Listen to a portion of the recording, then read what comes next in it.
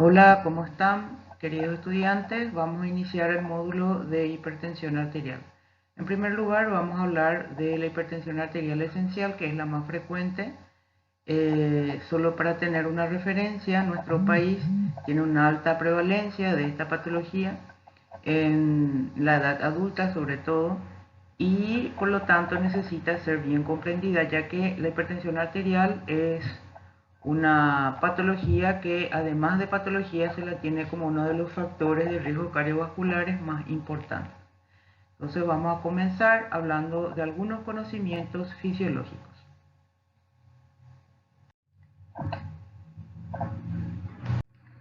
Muy bien, en este sentido tenemos que recordar que la presión arterial es la fuerza de la sangre que ejerce sobre las paredes de las arterias específicamente, y se inicia todo con una diferencia de presión que se encuentra entre la presión sistólica, entre la presión sistólica y la presión diastólica, sobre todo de la arteria aorta, que también se conoce como la presión arterial central. Recordemos que este comportamiento de la presión arterial de la arteria aorta se inicia debido a la fuerza de contracción que ejerce el ventrículo izquierdo sobre la válvula aórtica para poder iniciar la eyección de la sangre hacia esta arteria. Para ello tiene que llegar a una presión intraventricular cerca o superior de los 80 para abrir la válvula aórtica y luego generar su expulsión. Y durante esa expulsión, debido a la transmisión de las fuerzas hemodinámicas del ventrículo a la aorta, en ambas cavidades, tanto ventrículo como aorta, la presión arterial sube a 120 milímetros de mercurio, conociéndose entonces como la presión sistólica, aquella que se origina en esta eyección, y conociéndose como la presión diastólica, la fuerza o la poscarga que había interpuesto toda la circulación arterial a la salida de la sangre del ventrículo izquierdo. En ese sentido, podemos observar que la diferencia entre la presión sistólica y diastólica va a originar un valor que nosotros conocemos como la presión de pulso, que también puede ser considerada como la determinante de las pulsaciones que nosotros, la fuerza de las pulsaciones que nosotros podemos sentir cuando palpamos o buscamos el pulso de una persona. De ahí que en semiología esta es una de las determinaciones que se analiza dentro de la evaluación cardiovascular. Cuando vemos este cierre de la válvula aórtica, se produce lo que nosotros llamamos una incisura. En ese sentido ocurre una caída de la presión debido a que justamente la válvula aórtica se ha cerrado, por lo que la presión de la arteria aorta desciende hasta que por un mecanismo de retorno vuelve ligeramente hacia el callado aórtico, hacia la válvula, generándose esta ligera elevación de la presión en ese momento. Bueno, recordando un poco la ley de Ohm, la presión arterial es el producto del gasto cardíaco por la resistencia periférica. Y aquí tenemos que recordar que la presión arterial tiene dos componentes importantes que justamente se relacionan con estas dos otras fuerzas hemodinámicas. El gasto cardíaco se consideraría como aquella que expresa el comportamiento de la presión sistólica, de la presión arterial, y la resistencia periférica, aquella que nos manifestaría cómo se comporta la resistencia periférica. Entonces esos son dos criterios para simplificar el conocimiento de que cuando tenemos dos cifras de la presión arterial, la sistólica y la diastólica, cada una de ellas mira específicamente algún aspecto de esta fórmula. También sabemos que el gasto cardíaco y la resistencia periférica no son productos más que finales de varias otras mecanismos o situaciones que vamos a ir recordando. Aquí tenemos justamente, como habíamos dicho, el gasto cardíaco es considerado el volumen de sangre que expulsa el corazón por minuto, y recordemos que su fórmula está en relación al volumen sistólico por la frecuencia cardíaca. El volumen sistólico es el volumen que expulsa el ventrículo izquierdo en cada latido, y la frecuencia cardíaca es la cantidad de latidos del corazón por minuto. Entonces eso nos da una idea del gasto cardíaco. A su vez veremos que el volumen sistólico depende de otras variables, y por eso es importante recordar ver los videos de la fisiología vascular, de la fisiología cardiovascular, etcétera, que contamos dentro de lo que es nuestro canal de YouTube de fisiología, para aquellos que están interesados recordar. En ese sentido, también tenemos que la resistencia periférica está determinada específicamente por la estructura vascular y su función vascular. No son los únicos elementos, pero son los más importantes. Y sobre todo tomando en cuenta que contamos con un grupo de vasos arteriales conocidos como arteriolas, que son conocidas como los vasos de resistencia y que están determinadas por la ley de Poiseuille, el cual toma en cuenta que el flujo o la velocidad de flujo de sangre va a estar en relación directa al calibre arteriolar. Específicamente o principalmente, mejor dicho, ya que existen otras variables como la viscosidad, la longitud del vaso, etc. Pero el radio va a determinar a la cuarta potencia el aumento o la disminución del flujo en relación a esos pequeños cambios de calibre arteriolar. Entonces es importante, les vuelvo a repetir, volver a estudiar estas fórmulas. La ley de Ohm, evidentemente ustedes saben que la ley de Ohm es una ley que habla de cómo el flujo sanguíneo total está en relación directa a la presión arterial e inversamente en relación inversa, mejor dicho, a la resistencia periférica. Entendiéndose que el flujo va a aumentar cuando vaya a haber un aumento de la presión arterial y va a disminuir cuando haya un aumento de la resistencia periférica. También podemos decir que los valores normales considerados dentro de lo que son los estudios de todas las presiones, tenemos estos valores estándares como que la presión sistólica tiene un valor de 120 milímetros de mercurio, la diastólica de 80, la presión de pulso, que es la presión sistólica menos diastólica, de 40 milímetros de mercurio, y la presión media, que es la presión diastólica más la tercia de la presión de pulso, que normalmente es de 93 milímetros de mercurio y que en general siempre se dice que es de 100. Pero en general estos valores pueden estar relacionados a muchos otros factores y pueden cambiar y ser normales en otros valores. No son valores fijos, sino muy dinámicos. Pero es importante mantener siempre la perspectiva de que estos valores deben estar entre un rango inferior normal y superior normal. Muy bien. También debemos recordar los mecanismos de regulación. Los mecanismos nerviosos son aquellos considerados como a corto plazo, los mecanismos humorales u endocrinos y los mecanismos renales. Entre los mecanismos nerviosos a corto plazo recordemos que están los quimiorreceptores y los varoreceptores. Entre los mecanismos humorales o endocrinos tenemos las sustancias que viajan por el flujo de sangre, que pueden ser desde sustancias vasodilatadoras y vasoconstrictoras y algunas hormonas. Y entre los mecanismos renales, evidentemente el más importante es el sistema renina-angiotensina-aldosterona y también el sistema de presión diuresis-natriuresis.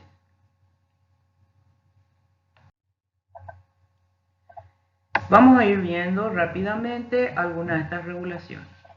En primer lugar, el reflejo varoreceptor tiende a amortiguar los cambios de presión en segundos. En ese sentido, en primer lugar, al lado izquierdo, cuando hay un aumento de la presión arterial, ese aumento de la presión arterial va a generar una situación de distensión de las paredes de las arterias en donde se encuentran los varoreceptores. Acuérdense que estos vasoreceptores pueden ser de baja o alta presión.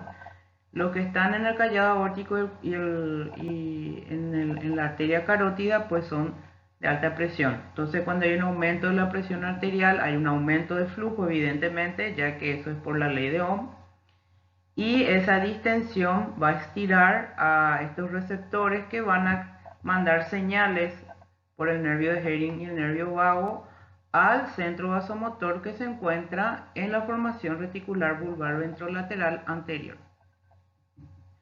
Y van a generar una inhibición de la actividad de este lugar. Y van a activar, en cambio, al núcleo motor del vago y el núcleo ambiguo. ¿Qué esto va a generar? En primer lugar, la disminución de la activación en las neuronas que se encuentran en el sistema reticular vulvar ventral anterior van a disminuir la actividad simpática, y el aumento de la activación del núcleo motor del vago y núcleo ambiguo van a aumentar la actividad vagal, que todos sabemos que es una actividad parasimpática. Por lo tanto, la respuesta va a ser tanto que al disminuir la actividad simpática y al aumentar la actividad vagal, el gasto cardíaco va a disminuir. Va a disminuir porque el parasimpático sobre el corazón produce una disminución de la frecuencia cardíaca fundamentalmente. Y a nivel periférico vamos a ver una disminución de la resistencia periférica total debido a la acción vasodilatadora también del parasimpático. Y eso va a generar, por lo tanto, una vuelta de bajada de la presión arterial normal a valores normales, disculpen, y en ese momento este mecanismo homeostático se retroalimenta negativamente.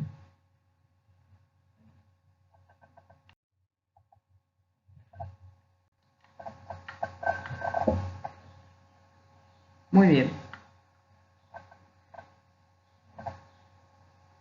En cuanto a la regulación nerviosa, seguimos explicando la acción ahora de los quimiorreceptores. Los quimiorreceptores ya lo que captan son cambios en los gases sanguíneos en la sangre, ya que recordemos que los quimiorreceptores son células glómicas especializadas que se encuentran hipervascularizadas por capilares arteriales, captando constantemente cambios de estos gases, específicamente el oxígeno, sobre todo cuando la presión de oxígeno arterial baja a menos de 60, vamos a ver que esa hipoxia va a generar un aumento de la actividad simpática muy similar a como lo hace el reflejo anterior de los vasoreceptores, o sea, van a activar, en este caso, por el contrario, a las neuronas del centro simpático, lo que va a generar el aumento de la presión arterial, entre otras cosas. En ese sentido, recordemos que estas células glómicas están conformadas dentro de lo que son los cuerpos aórticos y el cuerpo carotídeo, ¿verdad? En donde justamente se encuentran muy vascularizadas, como dijimos anteriormente. Entonces, esta es una de las regulaciones nerviosas. Probablemente el reflejo vasoreceptor sea el más importante regulador dentro de lo que es la fisiología de los cambios rápidos de la presión arterial ante cambios de postura, etc.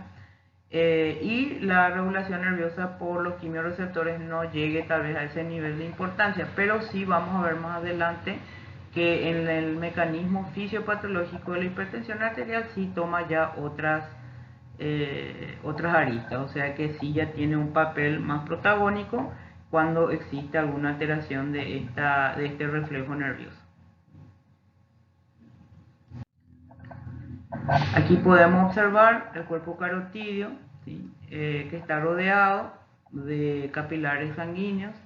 Y en ese sentido, también tenemos que recordar que se sabe que este quimiorreflejo, que tiene que ver con una disminución de la presión de oxígeno cuando no funciona, puede ser uno de los mecanismos fisiopatológicos de la muerte súbita del lactante, debido a que justamente cuando hay una disminución de oxígeno en el bebé o hace apnea, no se activa este quimiorreflejo, por lo que no se activaría el simpático, que puede llevar justamente a la muerte súbita del mismo. Pero también se ve como uno de los mecanismos fisiopatológicos de las personas que sufren de apnea obstructiva del sueño, que también es una de las causas de hipertensión arterial. Bueno, siguiendo con los mecanismos humorales, vamos a observar que una lista aquí de aquellas sustancias consideradas como vasoconstrictoras y vasodilatadoras. Recordemos la noradrenalina y la adrenalina son neurotransmisores, pero también son considerados sustancias humorales, ya que son producidas también por la médula suprarrenal. Tenemos la angiotensina 2, que sabemos que es el producto del sistema renina-angiotensina. Tenemos la vasopresina, que es también conocida como hormona antidiurética, que es producida por la neurohipófisis, que tiene una acción vasoconstrictora, pero también es una hormona que retiene agua a nivel renal. La endotelina, que es un producto del endotelio, que tiene una acción muy vasoconstrictora, y algunos vasodilatadores como la bradicinina, la prostaciclina y el óxido nítrico.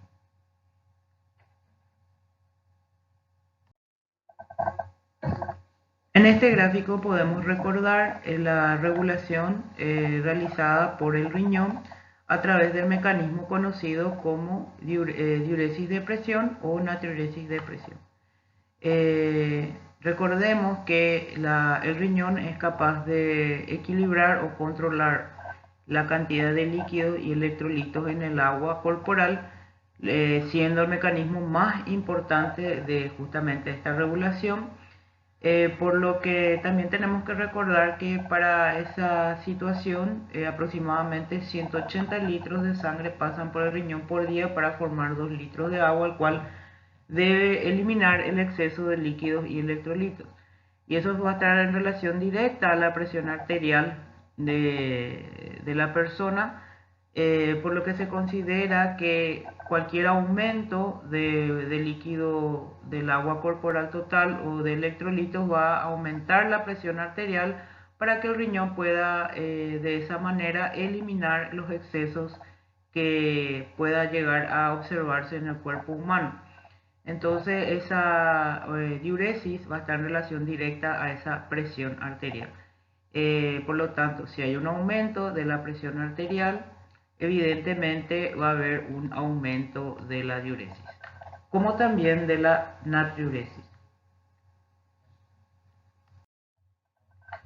En este ejemplo podemos ver cómo el aumento del gasto cardíaco, aquí podemos observar eso, el aumento del gasto cardíaco en un experimento que se había realizado en perros, rápidamente muestra el aumento de la producción urinaria que está en relación directa al aumento de la presión arterial. Entonces, durante ese periodo de infusión de líquido, observamos el cumplimiento de lo que se conocía como la teoría de la diuresis por presión o la natriuresis por presión, cosa que fue comprobada ya en los años 92 por el grupo de Guyton.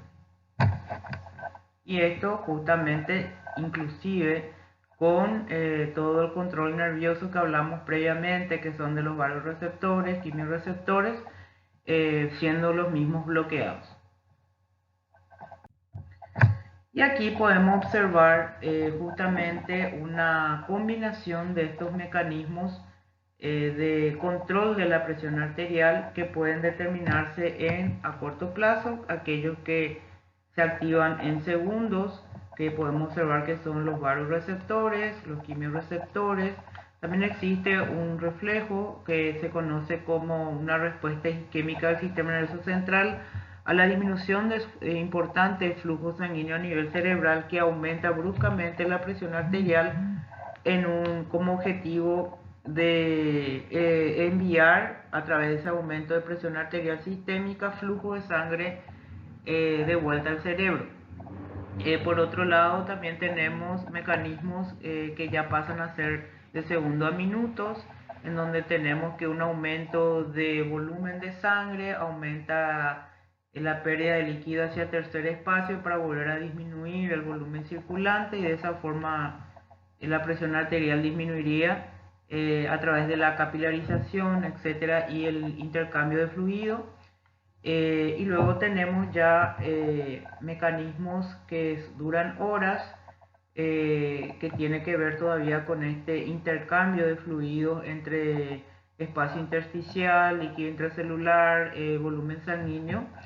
Y finalmente el inicio de también en horas, a las 4 a 8 horas se inicia la acción del riñón en el control del volumen gracias al aumento de la presión arterial, y también ya la liberación de a poco de otra hormona aquí importante, que es la aldosterona, tomando en cuenta que si vemos que aquí en verde a los 4 minutos también se puede generar un aumento de la liberación o de la activación, mejor dicho, del sistema renina-angiotensina, que seguidamente con las líneas discontinuas en negro podemos ver que la aldosterona finalmente luego de ella, ¿verdad? Luego de ella se va a eliminar o se va a secretar, mejor dicho.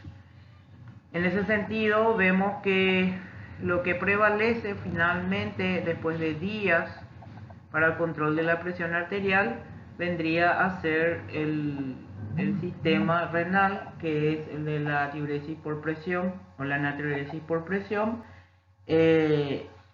para poder controlar a más largo plazo la regulación de los líquidos y de la presión arterial.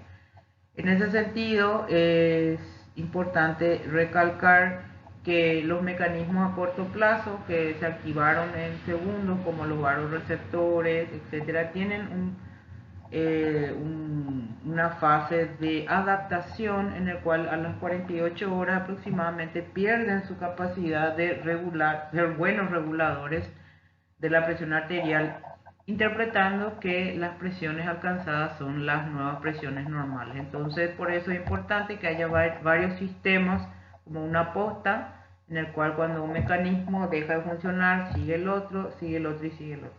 Entonces, es como importante para ustedes entender de por qué tenemos que saber la clasificación de la regulación de la presión arterial en corto, mediano y largo plazo.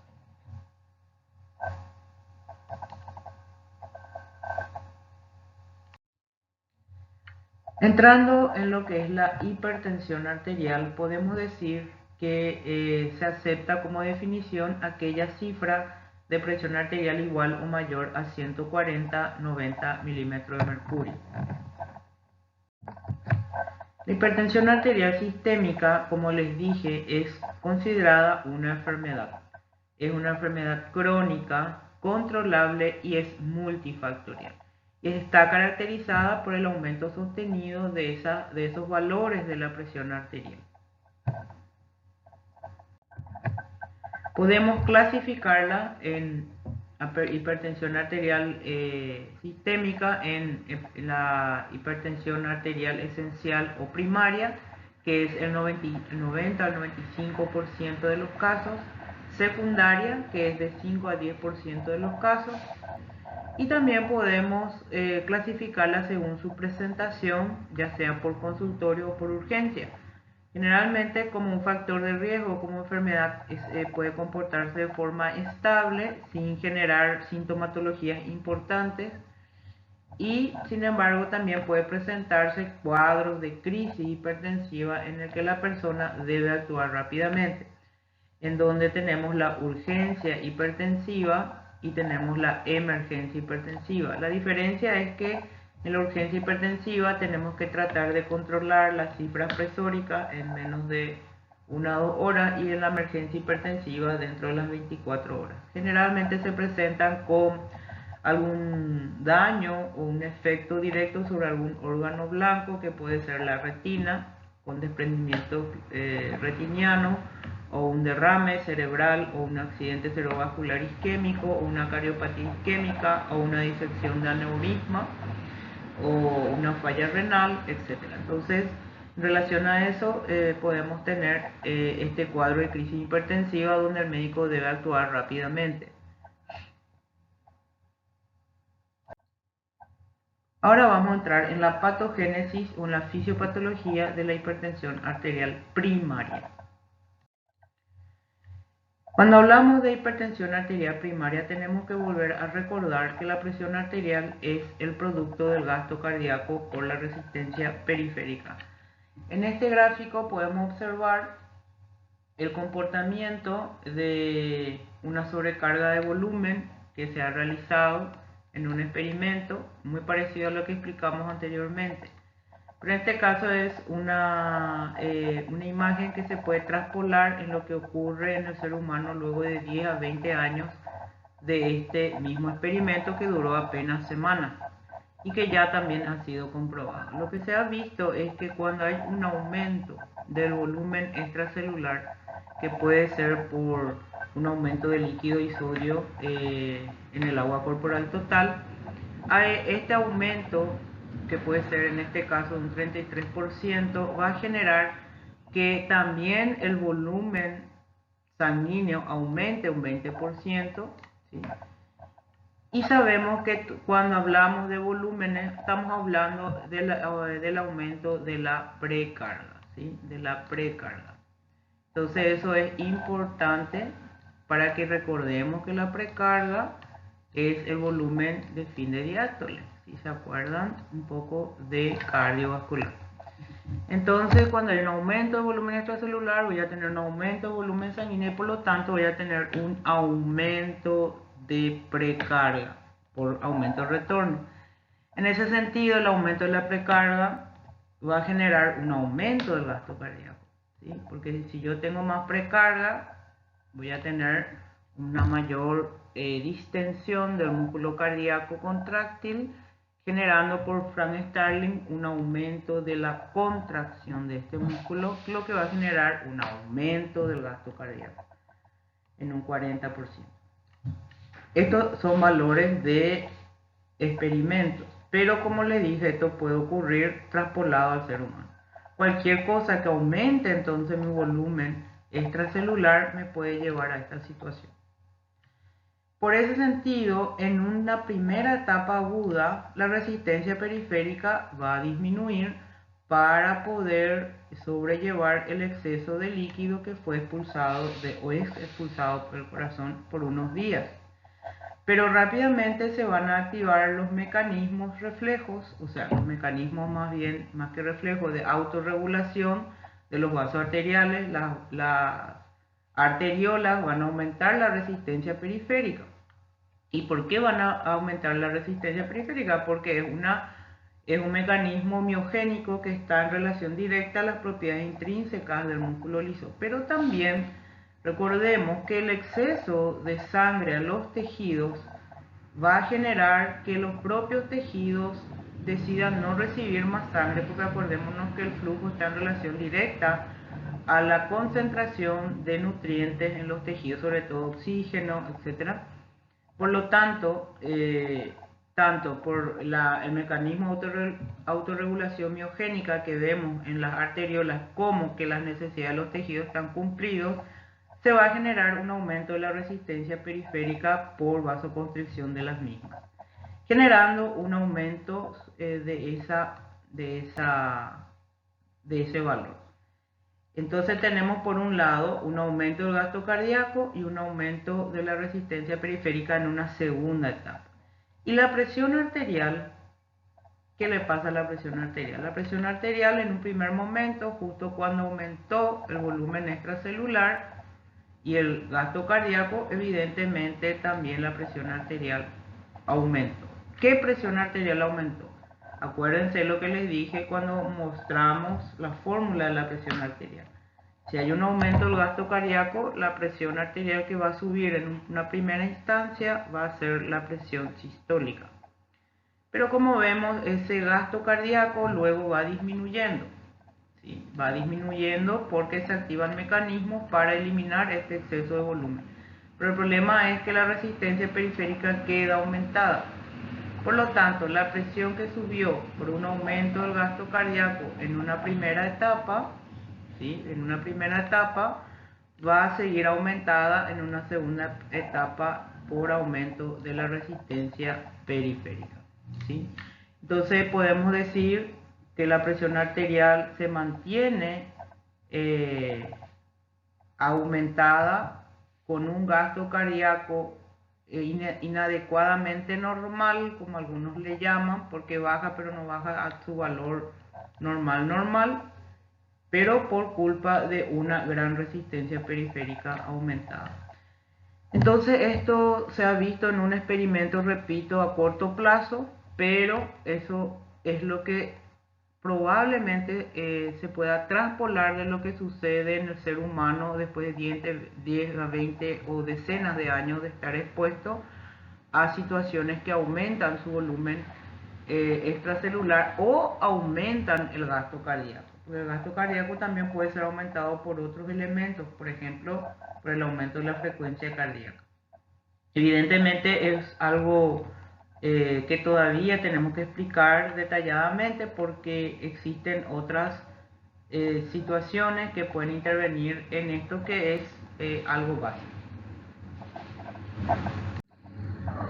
Entonces tenemos que la génesis y el mantenimiento de la hipertensión arterial está dado en primera instancia por el aumento del gasto cardíaco, ¿sí? Por el aumento del gasto cardíaco y luego por el aumento de la resistencia vascular periférica, en líneas generales.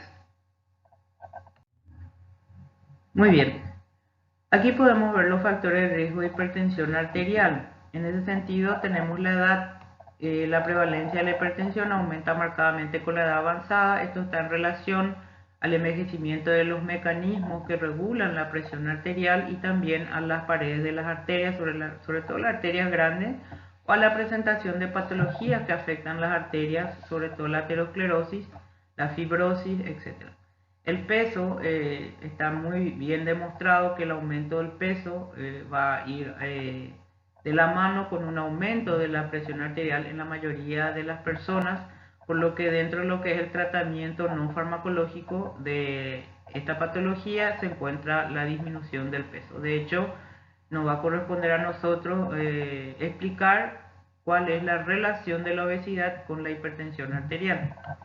Otros factores son el sexo. En los varones se observa mayor hipertensión arterial que en las mujeres en cuanto a la prevalencia, pero esto solo sucede hasta los 50 años, en donde luego la mujer va predominando progresivamente la prevalencia de la hipertensión. Y esto obedece a dos motivos. En primer lugar, la mujer hasta los 50, aparentemente, gracias a la presencia de los estrógenos, es capaz de tener una protección cardiovascular a nivel cardíaco y a nivel vascular, cosa que va desapareciendo luego al llegar a la menopausia y posmenopausia, en donde además de disminuir los niveles de estrógeno comienza a aumentar ligeramente los valores de hormonas parecidas a la testosterona o la testosterona misma.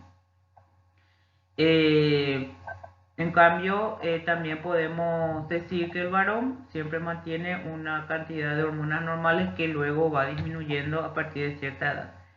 En relación a otros factores, vemos también la relación inversa entre educación y la hipertensión arterial debido al conocimiento de la alimentación más adecuada para evitar la hipertensión arterial sobre todo, y en relación a que la última centuria, el cambio de alimentos que ingiere el ser humano en relación a los primeros seres humanos que comían alimentos con alto contenido potásico y bajo contenido de sodio, eso se ha invertido totalmente, generando entonces un exceso de ingestión de sal por día que puede llegar hasta 10-12 gramos por día, siendo que debe ser menos de 4 o 3 gramos por día. Y el potasio, una gran disminución de sus valores dentro de lo que es la alimentación, el cual está demostrado que el potasio actúa como un buen hipotensor, solamente que debe estar integrado dentro de la alimentación, ya que sabemos que nosotros no podemos recetar sales potásicos sin primeramente controlar los electrolitos. Ya sabemos, ya hemos dado electrolitos, ciertas situaciones se pueden dar, pero en general no es que se da como un tratamiento específico. Sí, el reemplazo de la sal del cloruro de sodio por el cloruro potásico para poder alinear los alimentos. En cuanto a los factores genéticos, hay datos consistentes que justamente mucho de lo que es la hipertensión arterial tiene que ver con la herencia poligénica, y al ser poligénica empeora cuando provienen de los dos padres, de la mamá y del papá. Por lo tanto, la parte genética está más que demostrada en cuanto a la implicancia que tiene en la patogénesis y la hipertensión arterial esencial. Aquí podemos ver factores que pueden contribuir con el desarrollo de la hipertensión arterial. En primer lugar, todo lo que tiene que ver con determinantes sociales, como la globalización, urbanización, envejecimiento, ingresos, educación y vivienda. También los factores de riesgos conductuales, como una mala dieta, fumar, ser cada vez más sedentario, y también el uso nocivo del alcohol, que significa tomar más de los mililitros indicados por la Organización Mundial de la Salud. Entonces el exceso ya hace que este alcohol pierda sus factores benéficos. Y en los factores de riesgo metabólico, evidentemente, que tiene que ver con que la hipertensión arterial siempre va de la mano con otros factores de riesgo, que son la dislipidemia o hiperlipidemia, la diabetes, la obesidad. Entonces todos ellos juntos van a generar algo que se llaman las enfermedades cardiovasculares, que finalmente determinan situaciones médicas, ya clínicas, que deben ser internados los pacientes o tratados, que son los infartos agudos de miocardio, los accidentes cerebrovasculares, las insuficiencias cardíacas y las nefropatías. Otra de las cosas que no podemos olvidarnos es el consumo de azúcar, porque muchas veces pensamos solamente en el consumo de la sal. En este sentido, el consumo del azúcar ha conseguido aumentar fantásticamente los últimos aproximadamente 150, un poco más de años. Como vemos aquí, en 1900 a 2000 ha aumentado estratosféricamente el consumo de azúcar, que va acompañado también de la prevalencia de obesidad. Esto es un estudio realizado en Inglaterra, en Reino Unido realmente, en los Estados Unidos, y se ha comparado, ¿verdad? Se ha comparado y se ha visto que el rango de la obesidad en los Estados Unidos en relación al consumo de azúcar ha aumentado en un 50%. Ahora vamos a ver la patogénesis y la hipertensión arterial en relación a la poligénica, o sea, en relación a los genes que intervienen o que heredamos de nuestros padres, que pueden intervenir en el desarrollo de la hipertensión arterial. Este es un gráfico que ustedes pueden encontrar en el Kaplan, en donde justamente muestra una interacción entre los factores genéticos y ambientales en el desarrollo de la hipertensión arterial. En línea continua podemos observar cómo es la susceptibilidad genética en relación a la hipertensión arterial y la distribución poblacional. Sabemos que nosotros podemos heredar múltiples genes, ¿sí? Podemos heredar entre 4 a 10 genes que se activan debido a factores ambientales, ¿sí? Factores ambientales que activan estos genes, ya que estos genes son genes menores, no son genes mayores. Por lo tanto, si uno solo estuviese alterado, tal vez no habría una expresión de estos genes, pero como heredamos varios genes, por eso se dice que es poligénica la base de la hipertensión arterial desde el punto de vista genético, pues entonces estamos actuando sobre varios mecanismos regulatorios de la presión arterial que pueden fallar. Entonces aquí podemos observar que esa susceptibilidad genética de aumentar la presión arterial va a estar en relación a otros factores ambientales, como la obesidad en este ejemplo, o ingerir mucho alcohol y ser obeso. Eso me lleva a que el comportamiento de la distribución poblacional vaya cada vez más hacia la derecha.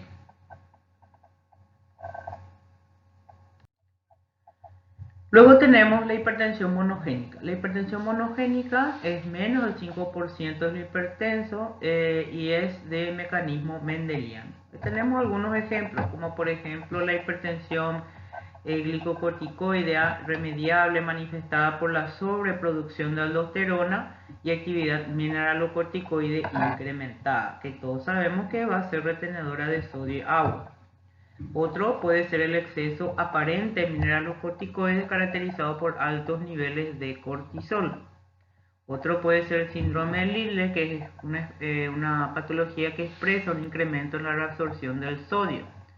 Otro puede ser el pseudohermafroditismo masculino y femenino, el síndrome de Gordon originado por un defecto renal en el transporte iónico, la hipertensión relacionada a bradilactilia y la hipertensión debido a algunos tipos de feocromocitomas que son de tipo monogénica.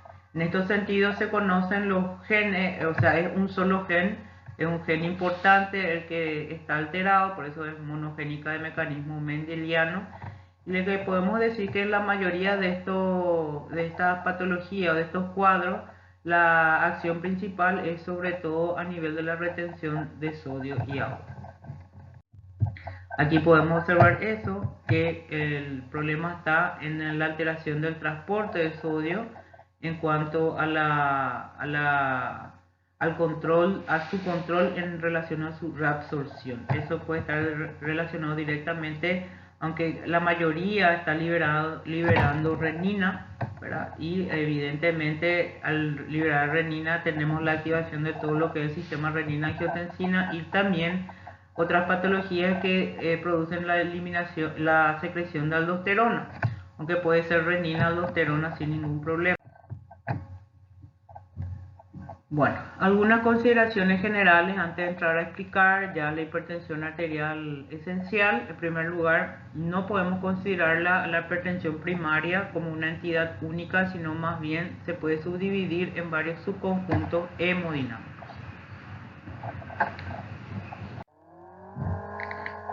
Muy bien, en este cuadro podemos observar una clasificación hemodinámica de la hipertensión arterial que se suele observar en las poblaciones. En primer lugar, un tipo de hipertensión que se conoce como hipertensión sistólica en los adolescentes y adultos jóvenes, que se caracteriza por aparecer en un porcentaje de personas, sobre todo el sexo masculino, de 17 a 25 años de edad, generalmente a veces son atletas altos, en donde lo que le caracteriza es el aumento del gasto cardíaco. Lo que puede observarse es que en la evolución de este tipo de hipertensión sistólica puede haber una evolución hacia el segundo grupo, que es la hipertensión diastólica de la edad media, en donde aparece en una edad de entre los 30 y 50 años de edad, en donde la característica ya es una elevación de la resistencia vascular sistémica con gasto cardíaco inapropiadamente normal.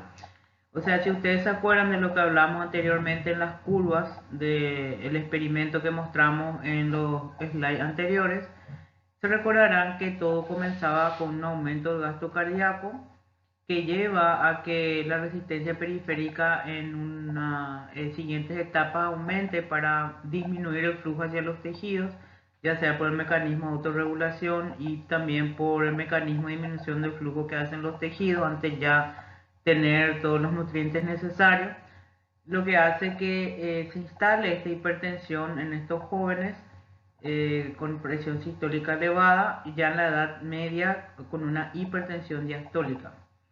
Y el tercer grupo que sí ya es muy conocido, que es la hipertensión sistólica aislada en el adulto mayor, que aquí sí ya podemos ver una hipertensión debido a un endurecimiento de las arterias, sobre todo las arterias grandes, que está en relación a la edad. Y eso se suele observar luego de los 55 años de edad recién, o sea, mucho más adelante.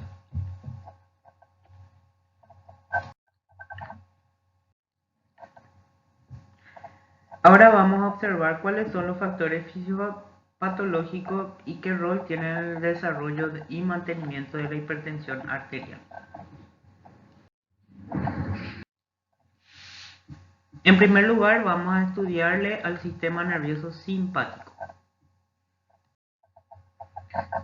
En cuanto a la acción del sistema nervioso simpático, uno de los estudios realizados que ha demostrado una acción directa del simpático sobre los mecanismos que regulan la presión arterial es el exceso de secreción a nivel renal de noradrenalina en el plasma de los pacientes que tienen hipertensión arterial en relación a su edad comparado con mediciones de voluntarios sanos. En ese sentido, observamos que las personas que tienen presión arterial normal tienen un nivel de secreción o derrame de esta noradrenalina de menos de 200 nanogramos por minuto, o sea, muy bajo, muy cerca del 100. En cuanto a las personas de la misma edad, pero ya con hipertensión arterial esencial, los valores se vuelven totalmente elevados, como podemos observar en este recuadro. La distribución que puede llegar inclusive hasta valores de más de 300 de nanogramos por minuto. Y a medida que pasa el tiempo, también observamos que estas mismas personas, entre los 40 y 59 años de edad, siguen teniendo un valor superior en relación a lo normal, pero menor de lo que se observó en la gente joven. Y este valor comienza a disminuir recién cerca de los 60 a 79 años, pero sigue siendo o ya ha desarrollado las alteraciones correspondientes a nivel de los tejidos para mantener la hipertensión arterial. El aumento de la actividad del sistema nervioso simpático es un determinante mayor de la elevación de la presión arterial. Contribuye en el desarrollo y mantenimiento de la hipertensión por varios mecanismos. En primer lugar, en la estimulación del corazón, ya que sabemos que a través de sus receptores adrenérgicos generan el aumento de la frecuencia cardíaca y sobre todo de la fuerza de contracción, o sea, el inotropismo al corazón, generando por lo tanto un aumento del gasto cardíaco. También tiene una acción en los vasos periféricos, sobre todo su acción alfa, que es vasoconstrictora, aumentando la resistencia periférica. Y tercero, en los riñones, que es lo que vamos a ver a continuación. A nivel renal, la actividad simpática genera tres situaciones. En primer lugar, estimula la liberación de renina al actuar sobre las células justaglomerulares.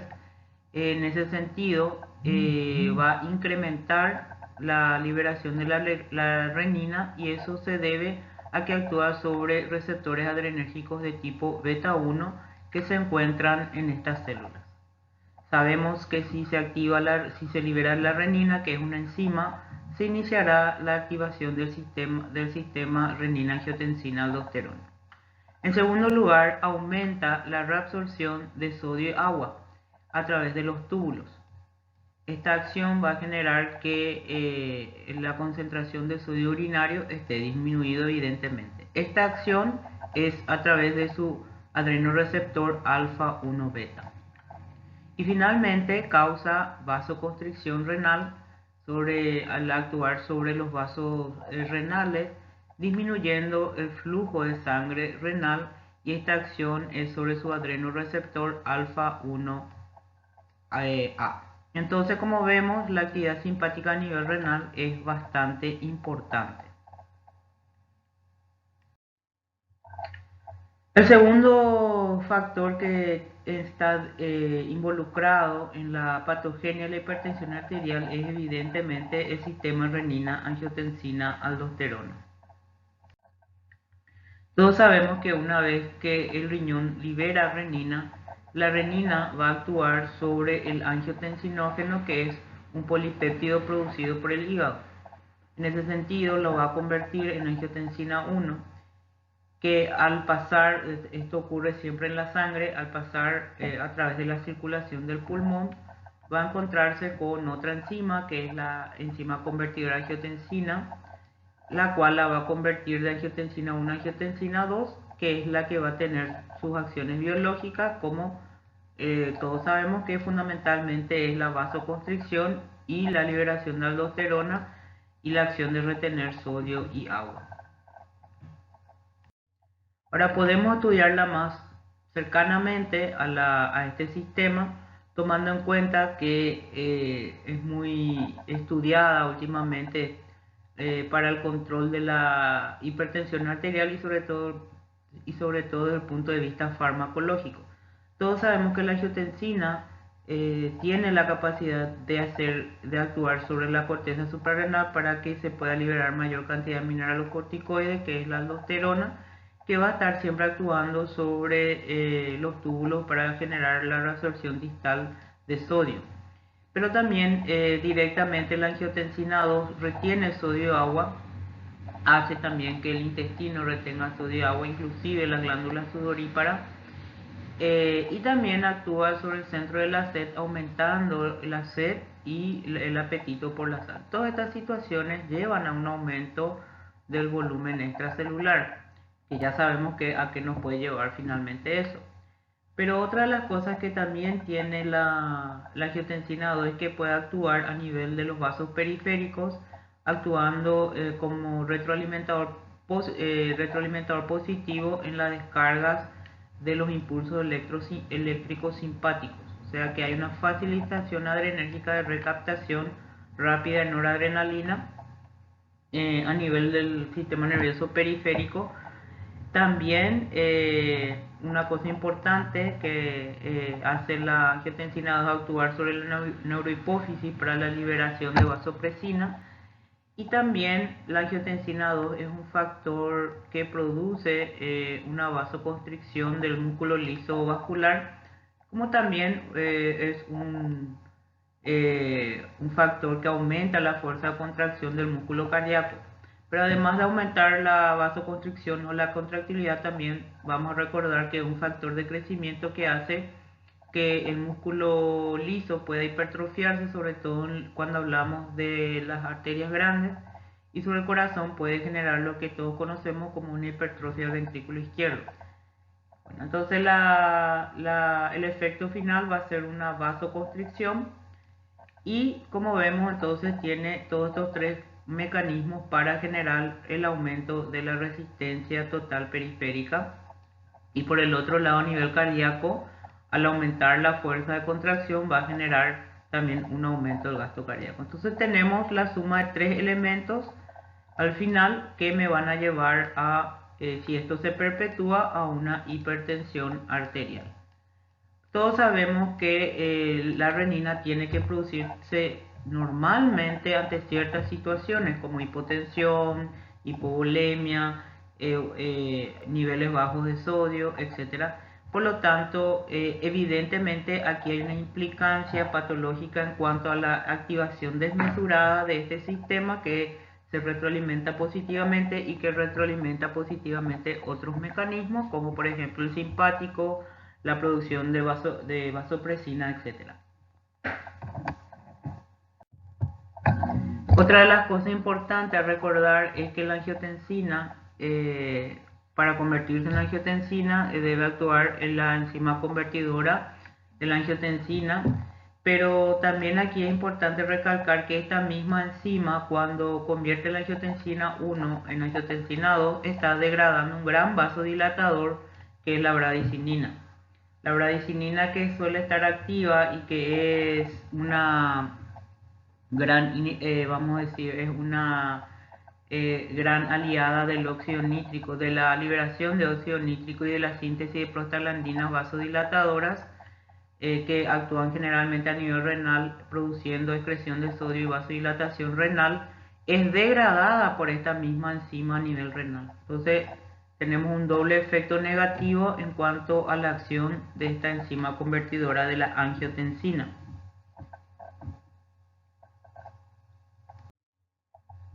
Aquí podemos ver que la angiotensina 2 tiene su acción sobre dos tipos de receptores, el receptor AT1 y el receptor AT2.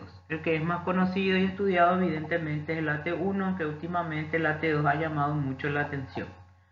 Cuando la angiotensina 2 actúa sobre el receptor AT1, pues va a aumentar la presión arterial por todos los mecanismos que hemos mostrado, que puede ser por liberación de aldosterona, aumento de reabsorción de sodio, vasoconstricción aferente y deferente de las arterias glomerulares, contracción de las células mesangiales, etc.